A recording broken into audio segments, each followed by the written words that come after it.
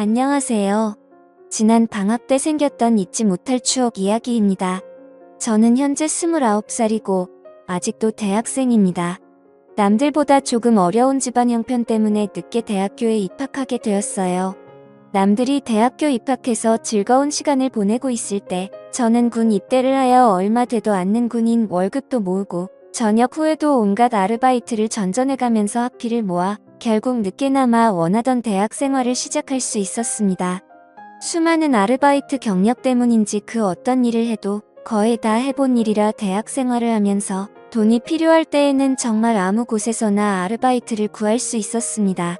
자랑은 아니지만 정말 그 어떤 일이라도 시켜주면 그 누구보다 잘할 자신이 있었죠. 대학교에 들어가면서부터 공부에 열중하고 싶기는 했지만 안타깝게도 집안 형편은 계속 나아지질 않아서 아르바이트를 쉴 수가 없었습니다. 덕분에 29살이 되도록 여자 경험 한 번 없는 총각 신세가 되었습니다. 하지만 그런 저도 탈출할 수 있었는데 일터에서 만난 40대 유부녀와 있었던 일입니다. 제가 그 당시 모자란 학비 덕분에 아르바이트로 평일 저녁과 주말에 식당에서 일을 했습니다. 아무래도 규모가 큰 식당이다 보니 일하는 분들도 정말 많았죠. 저는 들어온 지는 얼마 되지 않았지만 아무래도 여태까지 쌓아온 알바 경력 덕분에 일처일 전부 다 맡아서 하게 되었어요. 특히나 여름은 한참 성수기 때라서 일손이 모자란 식당에서는 대규모로 아르바이트를 추가 채용했습니다. 저는 경력을 인정받아 새로 채용한 사람들에 대한 기본적인 교육을 담당하게 되었어요. 교육을 담당하게 되자 방학 동안만 잠깐 아르바이트를 하기로 했는데도 매니저라는 직책을 받았습니다. 내키진 않았지만 돈을 더 준다니 그냥 했습니다. 하지만 성수기의 가게는 사람들을 가르쳐주면서 하기에 정말 바쁘더라고요. 회전이 중요한 바쁜 식당이었기 때문에 교육이라고 포장했지만 완전히 다 배우고 나서 일을 시작하는 게 아니라 장사를 하면서 이것저것 가르쳐줘야 했기 때문에 가끔은 2사람, 3사람 분의 일을 하고 있다는 느낌이 들 정도로 제 정신이 쏙 빠지더라고요. 그 중에서도 가장 손이 많이 가는 건 홀서빙을 담당하던 그녀였습니다. 나이는 40살 저보다 10살이 넘게 차이가 나는 그녀였지만 처음 일하는 사람이라고 출근한 날에 찾아와 인사를 나누게 되었을 때 저와 나의 차이가 그만큼이나 날 거라고는 상상도 하지 못했죠. 그도 그럴 것이 처음 가게 안으로 들어올 때 아줌마라고는 생각이 들지 않을 정도로 화려한 모습 때문이었습니다. 화장을 거의 하지 않았는데도 얼굴에 나이가 들어 보이는 모습이 하나도 없었고 단 하나 웃을 때 입가 주변에 생기는 팔자주름이 있었는데 그마저도 너무 자연스러운 보조개같이 보였으니까요. 홀서빙 일이 안 어울릴 것만 같은 모습에 저도 속으로 저분이 홀서빙 일을 잘할 수 있을까 싶었는데 역시 이런 일을 해보는 게 처음이라고 하더라고요. 아예 일이란 걸 해본 적이 없는데 둘째가 학교에 들어가면서부터 생활비가 조금 모자라게 되어서 일을 시작했다는 사실을 알려주더라고요. 저야 그 무렵부터는 이런 일 저런 일 다 해봤기 때문에 비록 또래 여자친구나 캠퍼스에서 만나는 나이 어린 여자들과는 잘 친해지진 못하더라도 저보다 나이 많은 사람들이 나이 일터에서 만난 사람들하고는 쉽게 친해지는 능력 같은 게 있어서 그 당시에 새로 일을 시작한 사람들하고는 순식간에 친해질 수 있었습니다. 그녀와도 처음에는 서먹서먹했는데 성수기가 막 시작되기 직전 가게가 아직 조금 여유가 있는 시절에는 이것저것 알려주면서 하다 보니 금방 친해지게 되었어요. 조금 친해졌다고 은근슬쩍 저에게 말을 편하게 놓기 시작하더라고요. 제가 아르바이트긴 하지만 당시 직급상 매니저였기 때문에 조금 불편하긴 했지만 아무것도 모르는 듯한 순진무구한 눈으로 저를 이름으로 부르는데 미모 때문에 마음이 두근두근했기 때문일까요? 그런 서글서글함이 저보다 나이가 10살이나 많은 유부녀라는 생각이 들지 않을 정도로 귀여웠습니다. 그렇게 알게 모르게 그녀의 매력에 흠씬 빠져들고 있었던 것 같네요. 그녀와 같이 일을 한 지 2주째쯤 되었을 때 그날은 성수기가 시작되기 몇 주 전이었는데도 엄청나게 바빴습니다. 이래저래 그날 하루를 정신없이 넘기고 전부 다 녹초가 돼서 마감을 하고 퇴근을 하는데 그녀가 포옹을 해주더라고요.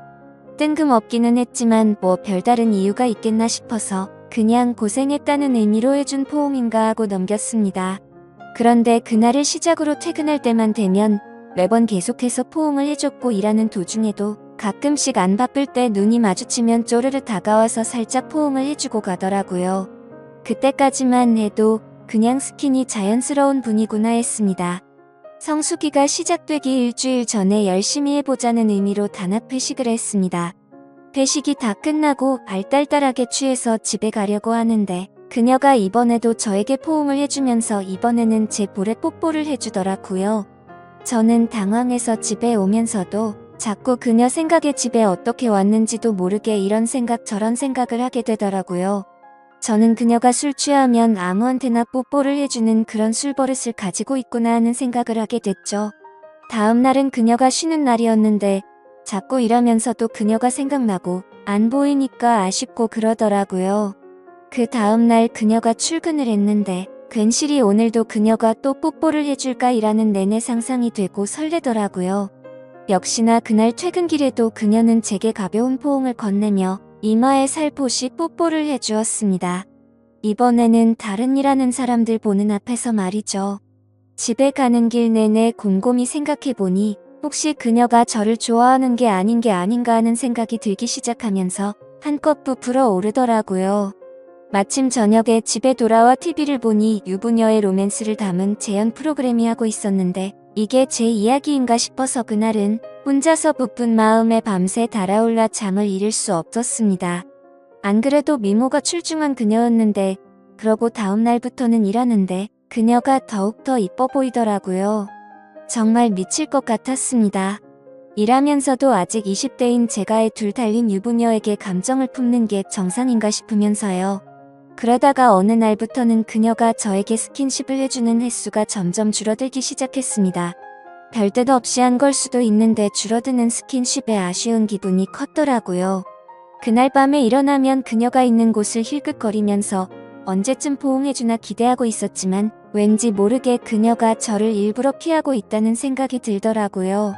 제 마음에 이렇게 불을 질러놓고 이래도 되는 건가 싶어서 몇 일이 지난 다음에 그녀를 창고로 데려가서 오늘도 포옹 안 해주는 거예요? 라고 단호하게 물어봤습니다.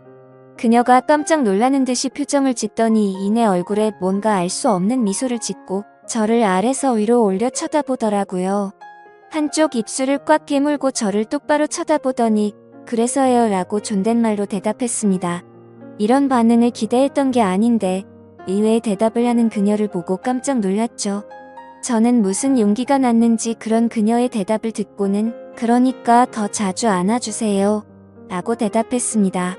돌아온 그녀의 반응은 더욱더 의외였습니다. 직원 매니저로서 하는 말인가요? 아니면 남자 대 여자로 하는 말인가요? 그녀가 말하는 의도를 도무지 파악할 수는 없었습니다. 남자 대 여자면 부담스러워서 안 해주는 거고 아르바이트라면서도 직장 상사가 시키는 일이라면 하겠다는 뜻인가 싶더라고요. 괜히 그녀의 행동에 쓸데없이 의미 부여해서 제가 오버한 게 아닌가 하는 생각까지 들기 시작했어요. 저도 에라 모르겠다 싶어서네. 저를 매일매일 안아주시는 게 오늘부터 해야 될 일이에요. 라고 말해버렸습니다.